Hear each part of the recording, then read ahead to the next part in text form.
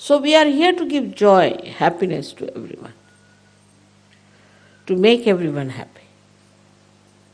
There are so many ways of making others happy. And for that we have to learn also. So many things we have to learn how to make others happy. And then when you make them happy, then you feel that joy within yourself. Oh, that's so happy. See their happiness, then only this lotus opens out much more.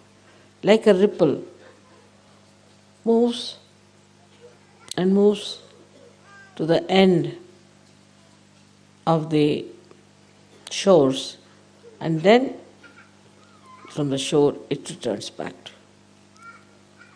you. In the same way, when your joy reaches the joy of others, then the ripples that come up make a beautiful pattern of your life. Just think of such situations where you did something good to others, been very nice to others, and then you found the joy in that person, and how that joy came back to you.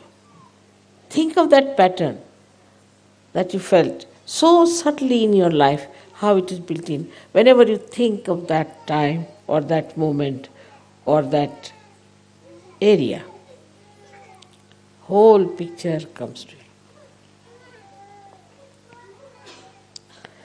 And you think, what a time. But that time is eternally within you, all the time. And that's why is Diwali so important. You are all, as I said, you are my light. And the light is there, which is an eternal light. These lights will be finished. We'll have to light them every year, not you people. You have eternal light. And this light is going to spread joy. What's the problem of this world? The whole problem, you take it. There's no joy. Simple as that. There's no joy. If they had joy, they would not have done all these nonsensical things. There's no joy. When you have joy, you don't want to fight, you don't want to do anything that is harmful, you don't want to say anything harsh to anyone. Not only that, but you do not want to have something that will spoil this Mother Earth or which will bring ecological problem. No, you just don't want it. Don't want to do anything because it harms others.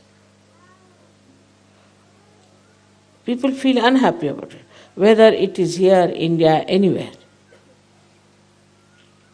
You just feel that, why should I do such a thing which is not so congenial to others? I mean, it's not joy-giving.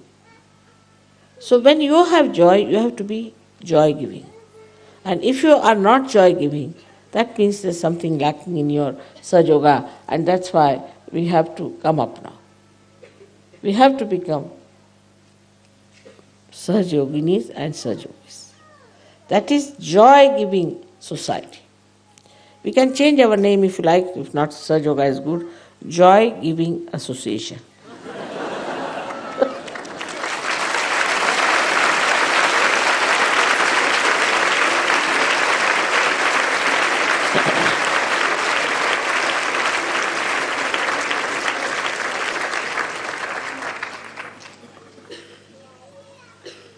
Now also we should find out what kills the joy. That's important. What kills the joy? First I said we must have wisdom. Wisdom means that it gives you detachment. Detachment from all that is selfishness, self-centeredness, self-obsession, ego, all connected with self. Can you imagine? Selfish, the self, means the spirit.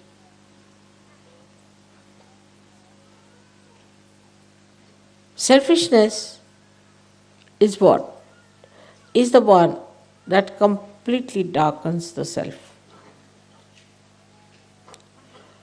Because You think of yourself, your children, your family, that's all. At the most. Even that sometimes not just, sometimes it's only yourself. And when you start thinking like that, and when you start becoming smaller and smaller and smaller and smaller, the lotus collapses. But to think about others is so great. In my case, it's different. If I think about myself, really, I tell you, I feel very happy, nice, joyous. I must tell you, I must confess. But some people I think of immediately, my chakras start catching. And I feel, oh God, why did I think of such a person? I mean, the chakras start moving fast for that person. Because this body is so generous that you can't imagine, even if I see somebody, suddenly the chakras start working for that, as if I am responsible for everybody's chakras which are gone off, which I am in a way, but to such an extent. But still, I think about people who are in trouble, about every one of you. Why? Why do I think?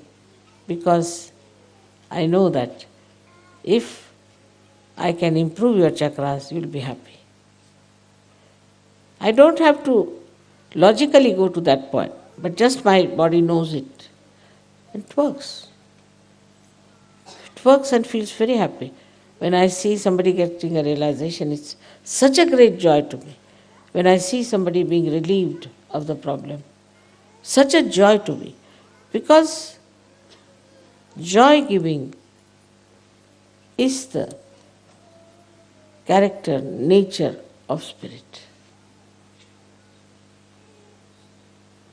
If you do not allow your spirit to fulfill its own nature and its own character, spirit is not going to manifest itself. So you are the vehicle, you are the lamp, you can say, as far as the body, mind is concerned. But this light of spirit, if it has to manifest, then it has to be of a very unique type that it emits all its light outside. It gives light to others.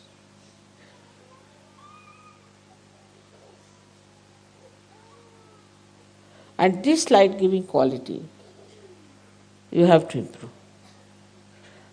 Gradually, you'll be surprised only if you try in your life, in your relationships, in your endeavors,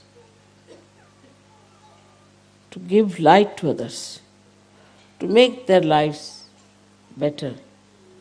Not to show off, not to be egoistical, but in a very loving, beautiful manner. You'll really understand that you are the spirit. Because spirit loves. It loves. And in love, you're forgiving, very forgiving. Sometimes, leaders get angry with me that I'm rather forgiving. What can I do? That's my nature, but can't help it. Because I love, If you love a person, you do forgive. You don't feel bad. Not to forgive is difficult, but to forgive is the best. At least when you forgive, there's no headache for you. So this love, which is joy, actually I think when this love melts and flows like a river and gives nourishment to all the surrounding trees on the shores, that is the time, is the completion of the individuality or a personality of that love. And that's the time it feels fulfilled. It's not just that you have a light in the corner, but it has to flow, it has to move, it has to nourish. Love is not something dead. Like a stone,